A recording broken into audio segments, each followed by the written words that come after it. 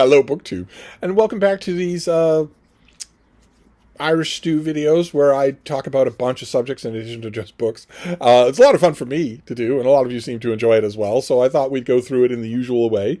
We deal with the world, some topic from the broader world, and then the United States, my own country, and then broader YouTube, and then specifically BookTube, and then me. We can end with me.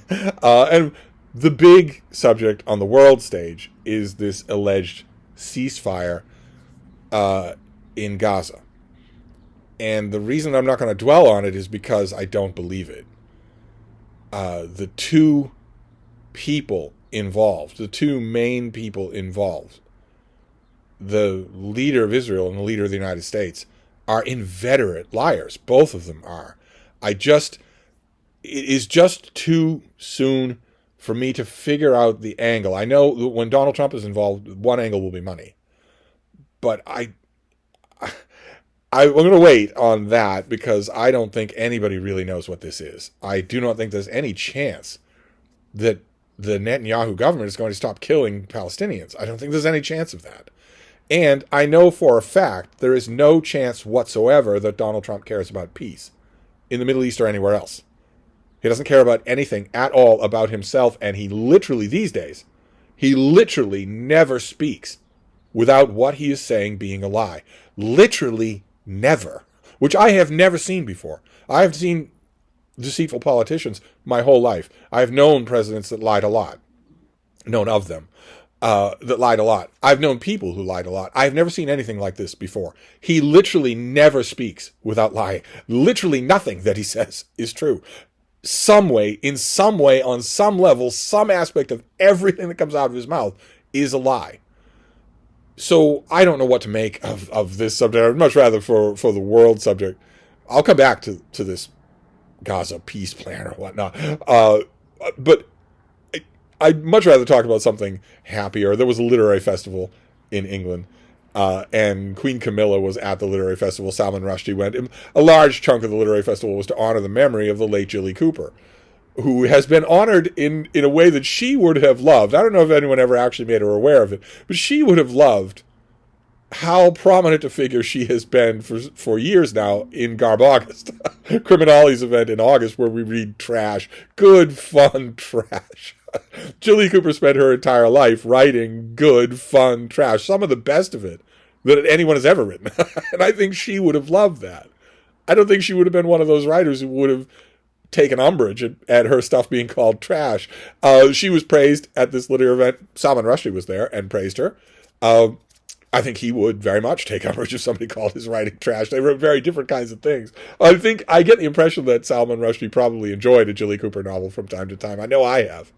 But the highlight was Queen Camilla, who said that Jilly Cooper once told her at a literary festival that she was looking forward to getting plastered because when she was good and properly, she loved Queen Camilla so much as a friend, old horsey set friends, that when I'm plastered, I'll be seeing two of you. And I love you so much that two of you is better than one of you. That's just wonderful. That's also something that a Jilly Cooper character would have said. So that was just delightful. That was just delightful. It seemed like just exactly the kind of literary tributes from all and sundry that she would have loved. So that's what I'm going to concentrate on for the world. And then for the U.S., I am not going to concentrate on anything negative. I'm not going to concentrate on the Gestapo being given free rein in American cities, shooting American people, and keep in mind, I predict killing people. They will kill people. They are under orders to kill people.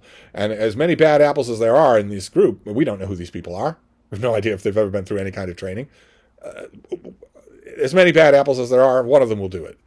I'm not going to talk about anything negative like that. Instead, I'm going to talk about my perennial fascination, which is the weather.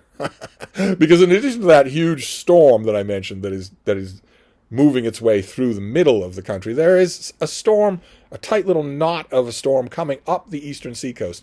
It is called a nor'easter.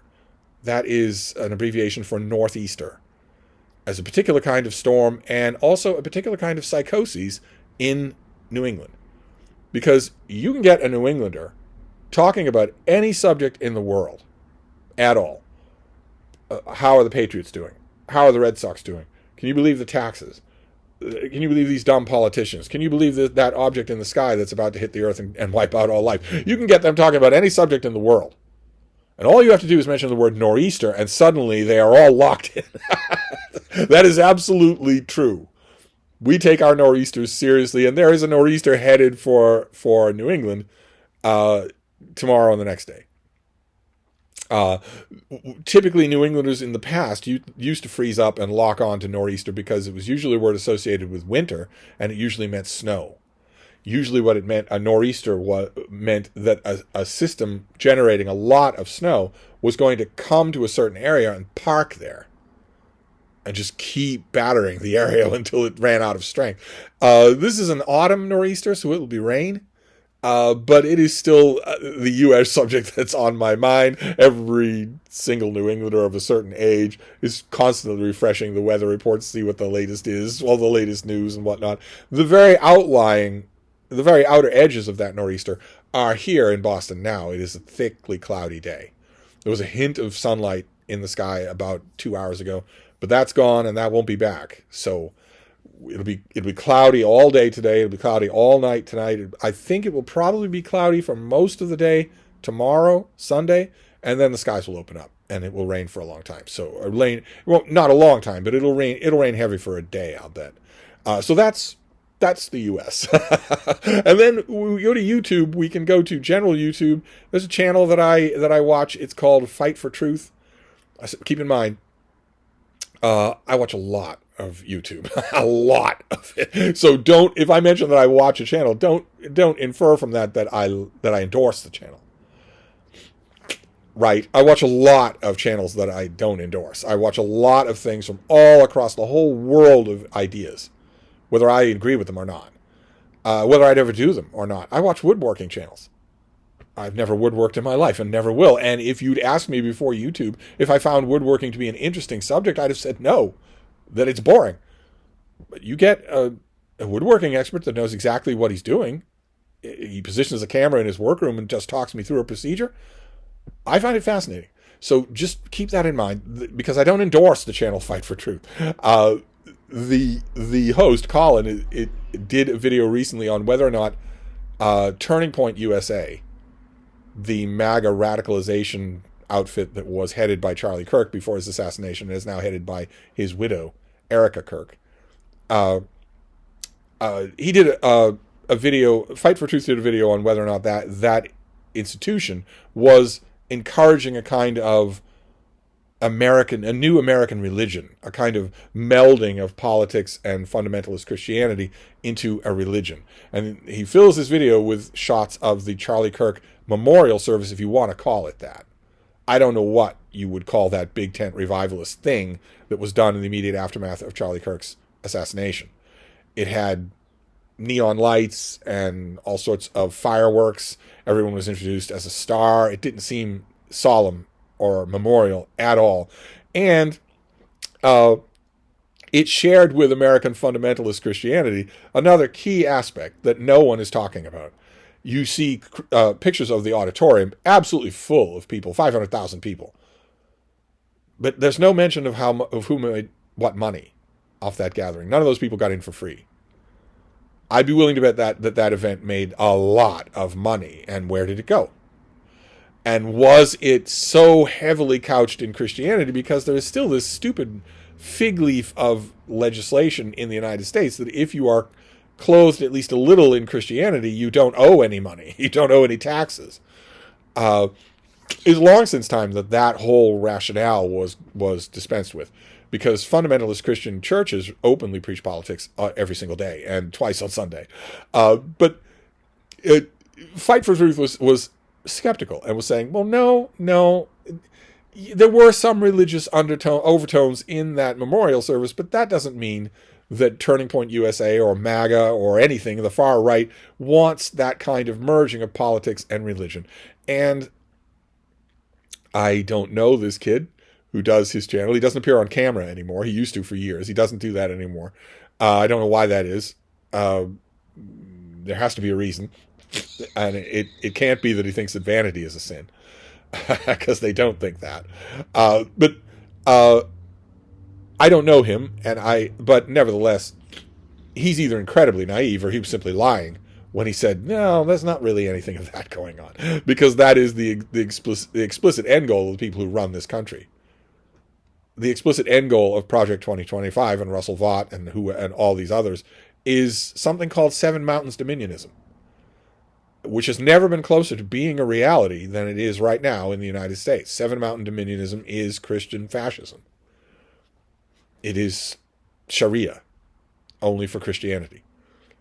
Bearded white men exercising a calm, paternal sway over their communities, which are sundown communities, so no black people after sunset, and where women are domestic animals.